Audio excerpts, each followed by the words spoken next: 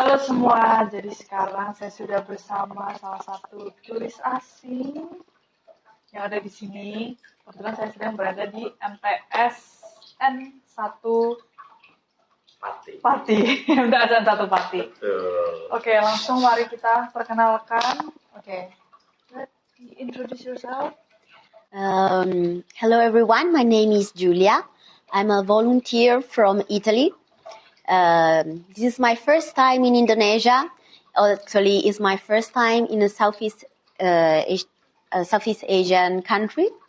And I will stay here for, in total, 1 month and a half. But actually in Winong Pati for only 2 weeks in the MTS 1 Winong school, Islamic school. And I arrived here through the Javata Foundation, hoping that I will be able to be useful to the students and to everyone that will have a chance maybe to practice English and to meet with someone from Europe. Okay, thank you. Ini tak translate. Okay, jadi translate-nya itu. Okay, let me translate for the first.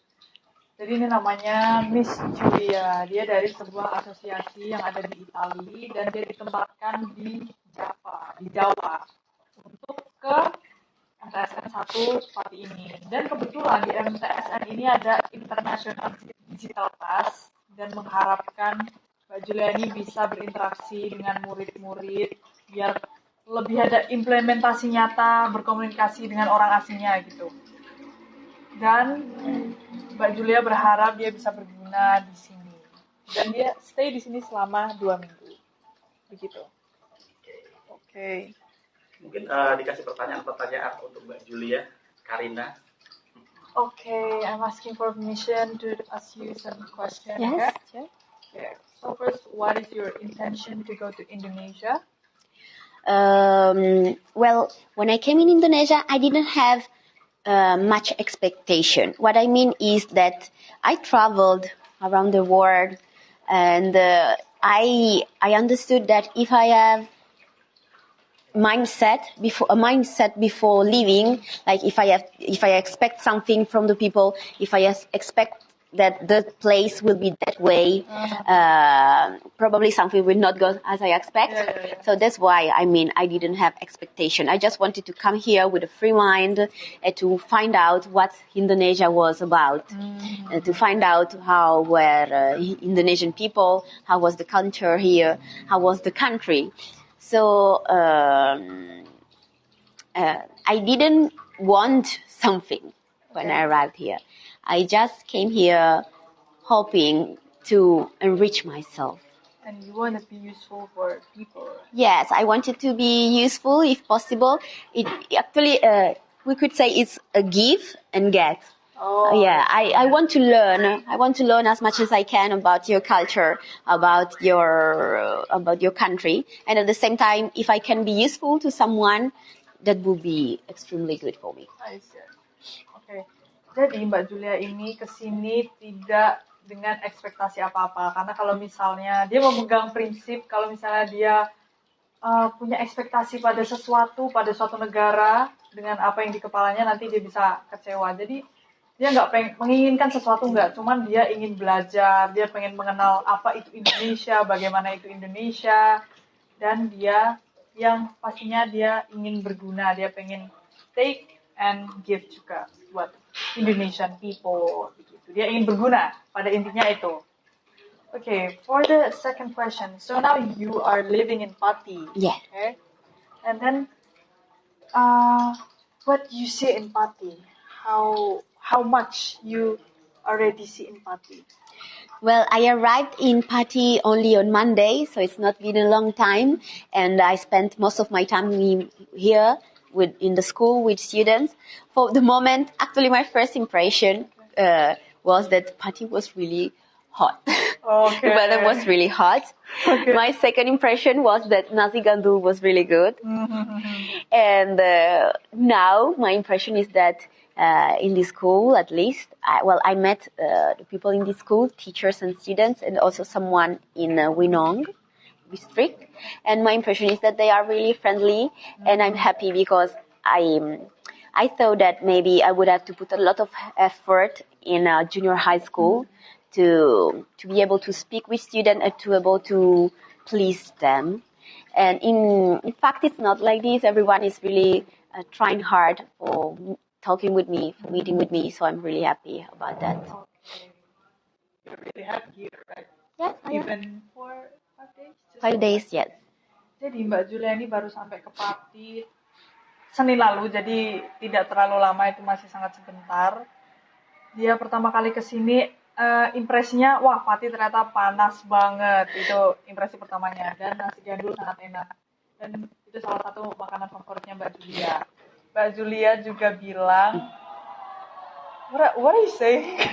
What are you saying? I forgot. After nasi gandul. Oh, that I was afraid as being a junior high school that maybe I would have to put a lot of effort for communicate with students and for please them, for get in contact with them, maybe became friendly. But instead it's not like this because they are extremely friendly. They search for me. They want to communicate with me. So I'm really happy for this, for the friendliness of students, teachers, and also everyone I met in the village. Jadi, Mbak Julia juga bilang kalau orang-orang di Pati ini ternyata sangat friendly banget, mereka sangat suka berteman. Jadi, walaupun agak susah berkomunikasi, orang-orang di sini tuh tetap belajar pengen ngobrol sama Mbak Julia ini. Jadi, dia sangat happy, bukan cuma murid, bukan cuma gurunya, bahkan semua orang-orang yang ada di Desa Winong ini sangat friendly. Jadi, Mbak Julia senang berada di sini. Okay, and then so now, actually you are living in Pondok Islam Dormitory boarding school, and then what is your opinion about this school? My opinion about this school is that it really offers a lot of project and activities. Students have to work really hard from the morning until the evening, and they actually are really into it. They enjoy their activities. They enjoy the project. Some of them are quite inclusive. For example, they mix classes together. They do have digital classes that is a kind of class extremely technological. I'm not used to that. At least it was not common at my age when I was in Italy. And so they are getting used not only to speaking English, to interact between themselves. For example, we had a debate performance yesterday. Yes, students performed in debate. And also they are learning through technology. So I think really this school is giving as much opportunities as they can for today's students to improve. For a fun fact, this school have won the most medal in Indonesia. Oh, I didn't know that. So they collect berapa 15,000 medal in 1 year. In a year. Okay.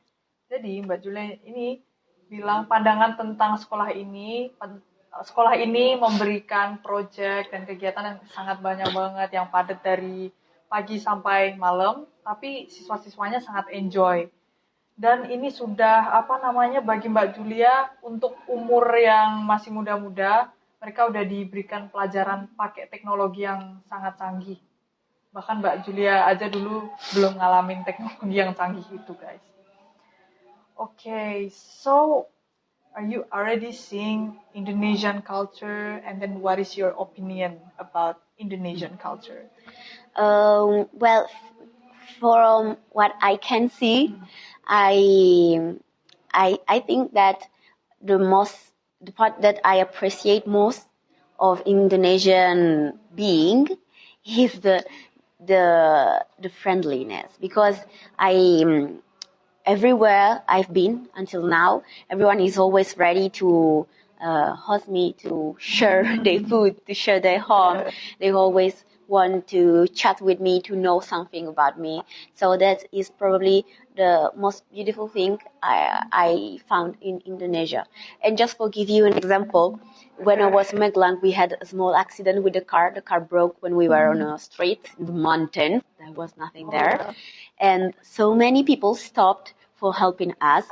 And my thought was, oh, this would never happen in Italy. No one would have stopped to help us. It wouldn't Yes. happen in Italy. No. Okay. Jadi Mbak Julia ini bilang salah satu budaya Indonesia yang sangat membekas di kepalanya adalah keramah tamahannya. Itu juga salah satu power Indonesia ya kalau dibandingkan dengan negara lain.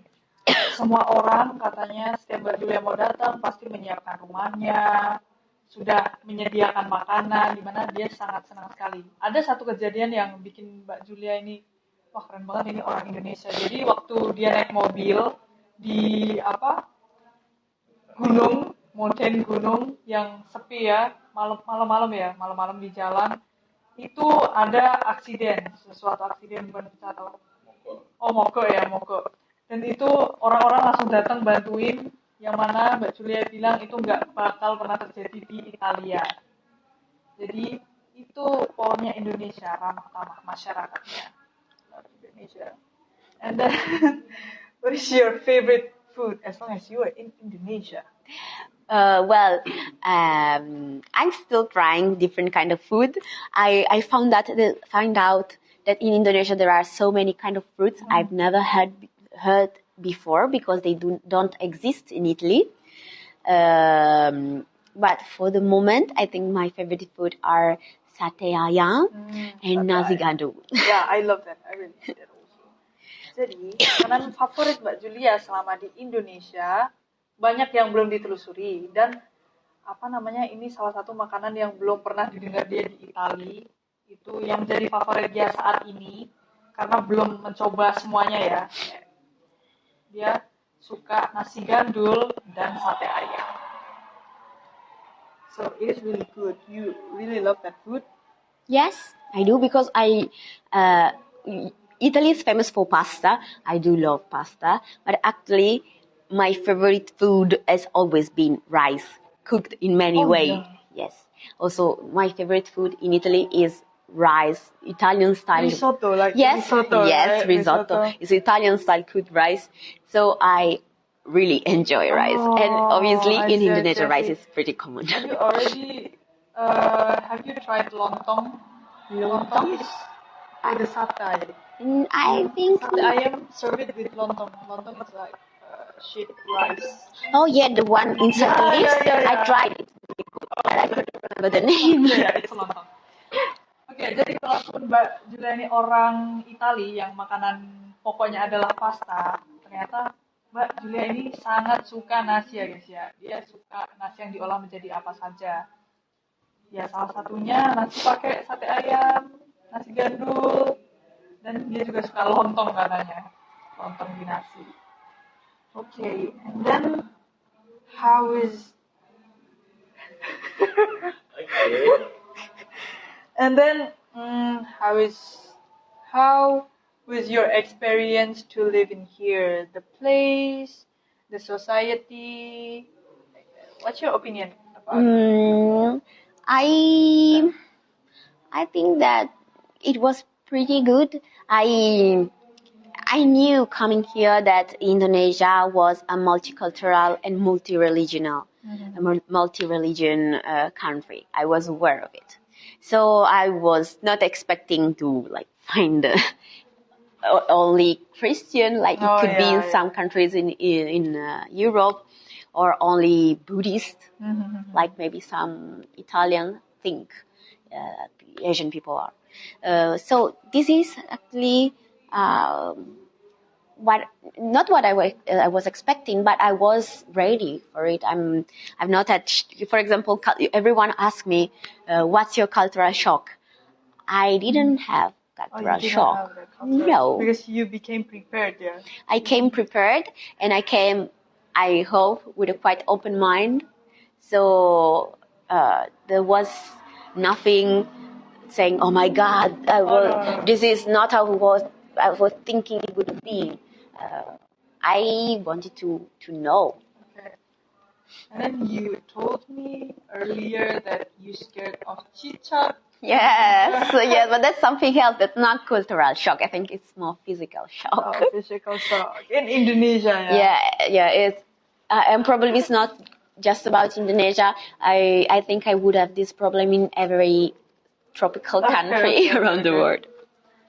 Oke, jadi kata Mbak Julia, tempat tinggal di sini cukup baik masyarakatnya, karena dia kesini datang tidak dengan ekspektasi apa-apa, dan dia tahu bahwa Indonesia itu negara multikultural, jadi tidak berekspektasi bahwa di sini cuman banyak yang Kristen, Buddhis, dan lain-lain. Jadi dia tidak mendapatkan culture shock apa-apa. Bahkan saat orang tanya, kamu pernah nggak ngalamin culture shock? Apa culture shockmu? Dia jawab, nggak ada sama sekali. Dia cuman kaget di negara tropik seperti ini banyak cicak dan banyak lizard, toke. Ya, itu yang dia takutkan, cuman itu aja. Selebihnya all good. Okay. And then for European people, what is your opinion about Muslim? European people or me? As European people. Well, it's true that in Europe now, for many person with a very narrow mind, Muslim more or less means being Arabic and also being sometimes terrorist or, by the way, with like extremely fundamentalistic people. I think this is a kind of a way of thinking typical of people with not a good education and with not many knowledge about the rest of the world. So for me, for the people I know, for my friends that are aware of the fact that outside in the world there are so many different kind of people, Muslim are just other people with different belief. But personally, I think that religion is your belief, but that's not define you as a person. You can be extremely kind, extremely good person, even if you are Muslim, if you are Christian, if you are Buddhist, and at the same time you can be a horrible person with whatever religion in the world. Jadi, Mbak Julia ini menjelaskan pandangan terhadap Islam melalui dua perspektif. Yang pertama, melalui sisi Eropa, as a European people, orang Eropa, dan dirinya sendiri. Jadi sebagai orang Eropa dengan pikiran yang tertutup, biasanya memandang Muslim itu orang Arab, Muslim itu teroris, ya kayak gitulah. Itu pandangan menurut orang Eropa ya. Tapi kata Mbak Julia, Muslim itu ya udah kayak orang biasa aja. Selama kamu berbuat baik dengan agama apapun, ya itu akan jadi baik. Tapi kalau kamu pakai agama apapun tapi sifatmu buruk, ya udah kamu buruk aja. Jadi Muslim ya sudah Muslim. Itu cuman kepercayaan dan keyakinan gitu. Ada yang mau ditanyakan lagi? Oke, setelah dari Pati mau kemana lagi? Di Indonesia mungkin. Oh ya. After you go to Pati, after this you will visit any other city or? I will after this project I will go back to Semarang. I will stay 1 week in Semarang in a Christian school. Unfortunately, I won't have time to travel around Indonesia because I came here with a volunteering visa. This means that when my project as volunteer ends, I have to go back to Italy. Jadi setelah ini, Mbak Julia akan balik dulu ke Semarang karena ada volunteer di sekolah Kristen buat 1 minggu. Habis itu juga harus balik ke Eropa karena visanya sudah habis. Karena visa untuk volunteernya, selama visa volunteernya udah habis, jadi dia harus balik ke Italia. Jadi dia nggak punya cukup waktu untuk menelusuri Indonesia. Setelah balik ke Eropa, apakah ada keinginan lagi ke Indonesia, mungkin keliling ke Indonesia? Okay. After you go back to Eropa and then you have Indonesia, will you go back here? Oh yes, I would like to. Actually, I've been already invited both in Magelang and also here in Winong to come back. but I would really like to come back as a tourist, because as a tourist, obviously, I would be able to visit many places that now the time and the situation does not allow me to visit. So I would like to come back as tourist. In Indonesia. Yeah, and visit the Oke, country. jadi Mbak Julia jelas saja mau balik lagi ke Indonesia, pasti sangat senang. Tapi sebagai turis, bukan sebagai volunteer, biar dia bisa menelusuri Indonesia di berbagai tempat tanpa mengenal waktu dan harus ada kerjaan, kayak gitu guys. Oke. Terus apa yang ingin disampaikan ke masyarakat Italia mengenai Indonesia? Okay, what do you want to talk to European people, European society about Indonesia? Maybe this could sound silly, but to not come in Indonesia thinking they are going in China or in Korea, because probably there's something that most of at least Italian people would think, that all Asia is just China and Korea, and that's not the case. Oke, jadi yang ingin disampaikan Mbak Julia kepada masyarakat Eropa tentang Indonesia, jangan berpikiran kamu kayak pergi ke Cina atau Korea. Karena orang Eropa ngira orang Indonesia, orang Asia itu kebanyakan Cina dan Korea. Cina dan Korea. Jadi jangan berpikiran seperti itu.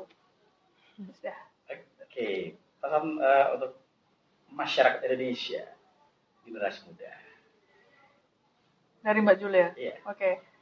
Can you please say something to young people in Indonesia?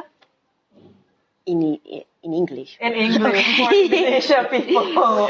To young people. What I would like to say is sometimes young people, students, but also where I was before, young people are really afraid to talk with me because I'm a new vision. They are not used to it. So my advice is, don't be afraid.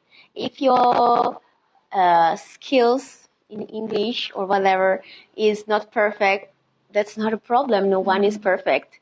The important part is to communicate, to get used to it, to know as much as you can.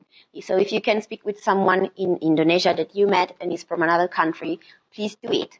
And if you have the chance to go abroad and to learn more yourself, please do it, because it will be one of the best experience of your life. Oke.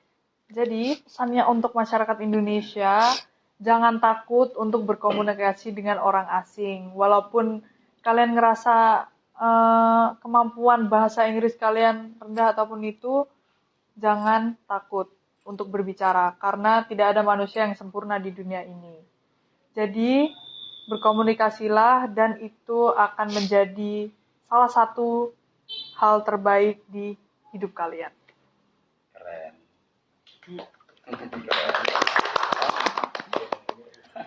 Jadi udah tanya umur belum ya? Apa? Nanya umur belum? Belum ya? By the way, how old are you? 29. Wih. Ya, Yes. Sudah bisa bahasa Jawa, bahasa Indonesia. Jadi di wilayah Pati ini udah keliling kemana aja? Ada yang tanya nih. Udah jajal sego brabu, dampang burung. Aku aja nggak tahu itu apa. Udah nyoba apa aja yang terdekat sini gitu. Ya, itu nasi gandul sate ayam. Itu tak ya? Sudah nikah tuh. Ada yang nanya tuh, udah nikah belum? Have you married yet? Not yet. No. Belum. I have a boyfriend and I hope we'll get married in the future. Not too far in the future, but not yet. Okay, so you get married around the corner or it's still far away? Probably far away. Don't know. It depends on him. Oh, depends on him. Yes. Katanya gimana? Jadi Mbak Julia ini belum menikah tapi punya pacar. Yang pasti sudah mau menikah di masa depan, tapi tidak dalam waktu dekat ini. Itu guys. Tapi kalau di Italia itu idealnya kalau menikah umur berapa? Biar tahu. Itu terlalu. Enggak, biar pada tahu, maksudnya orang Eropa kalau idealnya itu menikah, kalau di Indonesia yang jelas kan. Tapi kalau di Eropa itu berapa biasanya? Kebanyakan orang. In Italy, in Europe, on age is ideal for marriage? There is not a perfect age. Actually, it depends on your lifestyle, we can say. Since in Italy and Europe, it's not always not mandatory, but it's not everyone continue with university. So if you continue with university, it's probably you will have to study for many years, and so you will start to build up your life later on. So, for example, for most people, but this is just statistic. If for many people, if they go to university, they will get married later, maybe when they are 30 or even more, because before they have to finish, then have to find a stable job. For those who don't go to university, and this is totally common and totally normal in Italy, there's no problem with it. Maybe it can happen sooner. So I have friends that didn't go to university and they are married with children. They were around 25 maybe. And I have many other friends, just like me, and also older than me, that went to university or for other reason that is up to them. I'm not still married, or maybe someone doesn't want to get married. Oke, jadi di Eropa atau Italia itu nggak ada umur yang ideal buat menikah, gitu guys. Jadi ya itu suka-suka mereka, tergantung lifestyle-nya mereka, kehidupan mereka. Kalau misalnya ada yang nggak melanjutkan kuliah dan ada yang melanjutkan kuliah. Kalau yang melanjutkan kuliah itu biasanya nunggu lulus, terus nunggu mapan, nunggu kerja, itu bisa nikah umur 30 atau lebih. Kalau yang kayak temennya Mbak Julia ini, dia nggak kuliah, dia nikahnya umur 25 tahun dan udah punya anak. Gitu. Oke, thank you. Sekalipun ya. Closing. Ucapan terima kasih ke Mbak Julia atau gimana gitu. Jeng. Okay, thank you so much for volunteering the interview with me, and thank you for sparing your time with me for me. Thank you. Terima kasih. Matur nuwun. Matur nuwun. Matur suwun. Matur suwun. Suwun. Matur suwun. Oke, bye-bye. Bye-bye. Bye-bye.